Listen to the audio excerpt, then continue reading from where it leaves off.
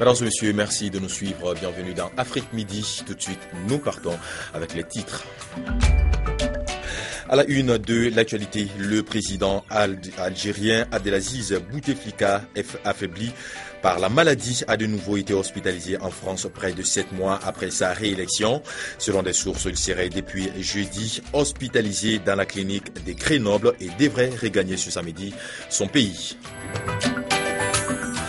Épidémie Ebola en Guinée avec cet espoir pour tous les malades de cette fièvre hémorragique.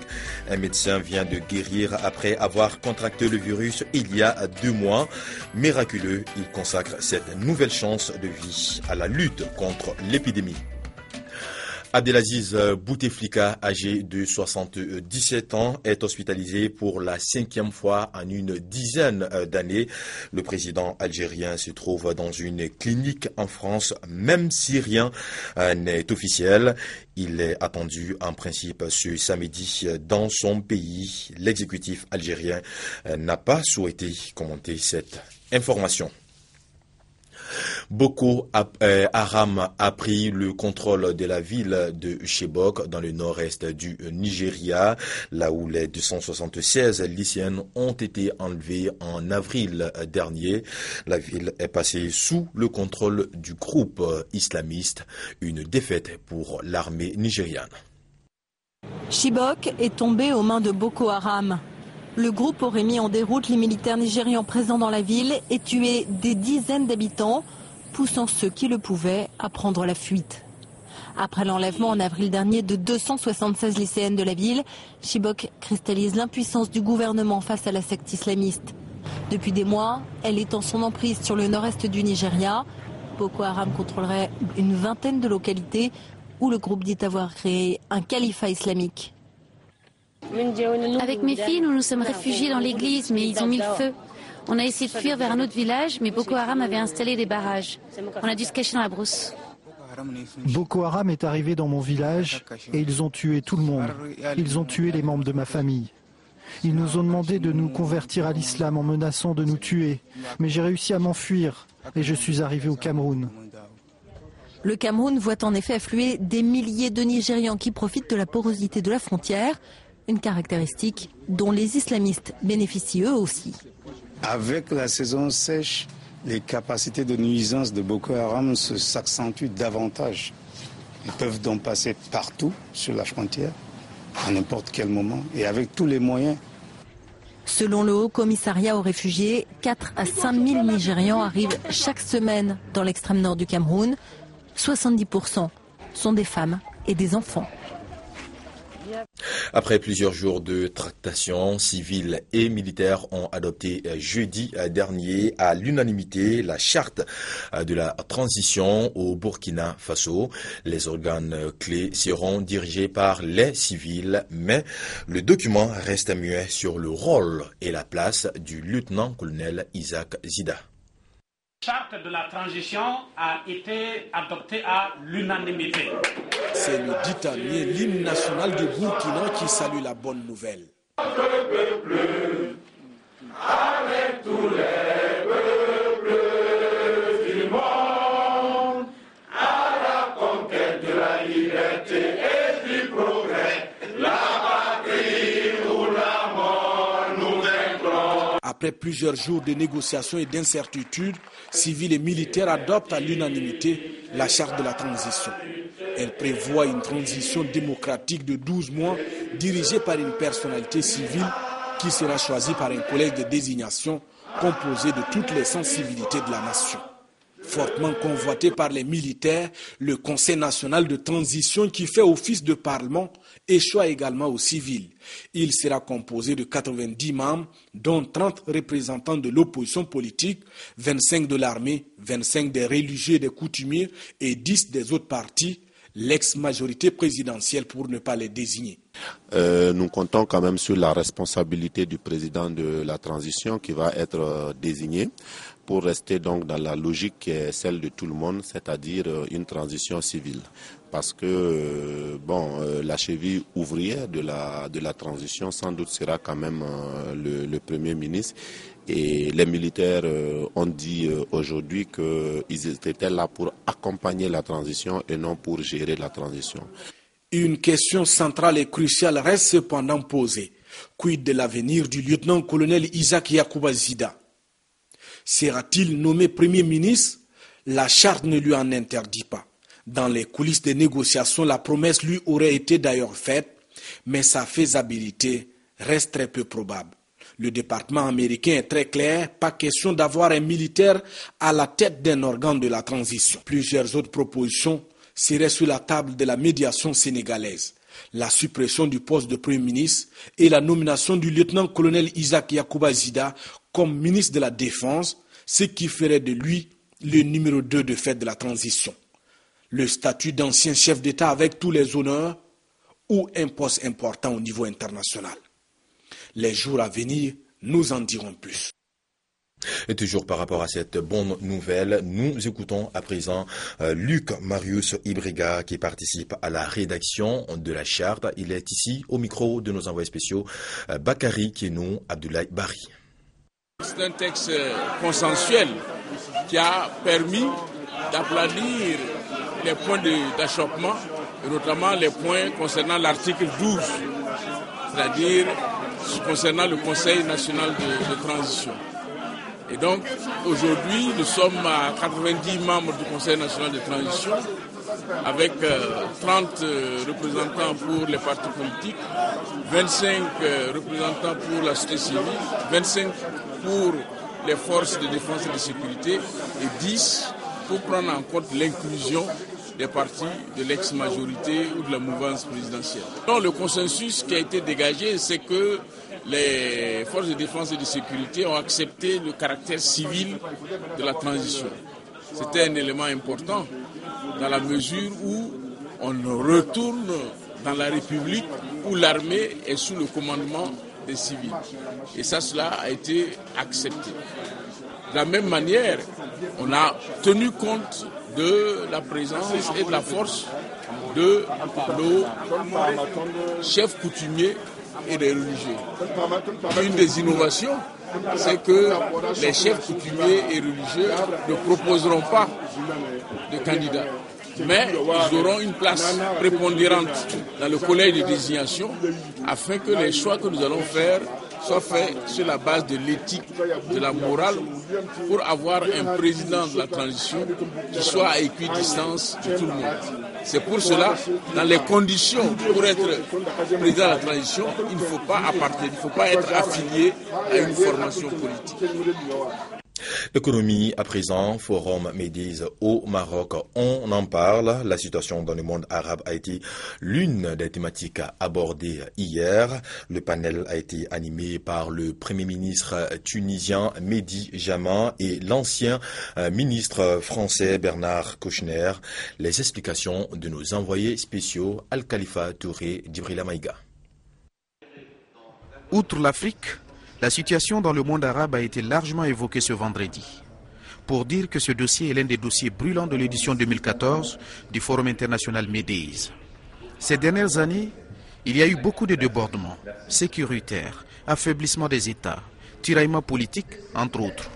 Cas de la Tunisie, représenté ici par son Premier ministre. Je pense que ce que nous avons fait en Tunisie, et ce qui est fait dans la région aussi, mais avec des nouvelles spécificités, avec une démarche qui est différente, que nous tous, nous constituons un espoir pour un avenir meilleur pour nos jeunes.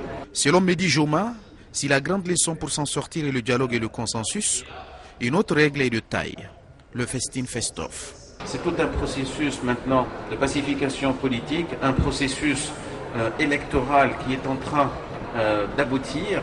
On est dans la dernière phase de l'organisation de ce processus qui a été couronné de succès pour les législatives et que nous souhaitons et nous faisons tout pour que ce soit couronné aussi de succès pour le présidentiel. Comme ça, on aura tourné la page de la transition politique. Certes, des ambiguïtés existent. Mais à quoi peut-on s'attendre en ce qui concerne le futur de ce monde arabe? Voici la réponse de Bernard Kouchner, ancien ministre français. Il y a aussi quelques zones d'espoir, et en particulier ce que vous venez d'entendre de la part du Premier ministre tunisien.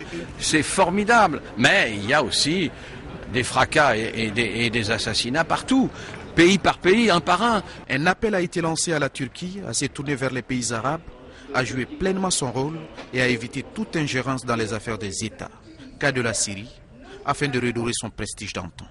Force est de constater que les foyers de tension et d'instabilité restent encore très nombreux, le Moyen-Orient, l'Ukraine ou encore le Sahel. Dans un contexte global encore très trouble où le sentiment des repères n'a jamais été aussi fort, les différents intervenants ont noté qu'il faut asseoir une vraie démocratie, garantir les droits de l'homme, garantir les droits de la femme pour construire un avenir meilleur pour le monde arabe. Voilà un panel animé par le Premier ministre tunisien Mehdi Joma et Bernard Kouchner, ancien ministre français. Coopération en Côte d'Ivoire, le Premier ministre ivoirien Daniel Kablan-Duncan vient de rencontrer des responsables impliqués dans la gestion du contrat de désendettement et de développement. La phase 2 du contrat a été lancée avec une enveloppe de plus de 700 milliards de francs CFA. Le Premier ministre ivoirien s'est également entretenu avec la directrice exécutive du Centre de commerce international à Genève. Comment aider les petites et moyennes entreprises nationales à s'insérer au mieux sur les marchés régionaux?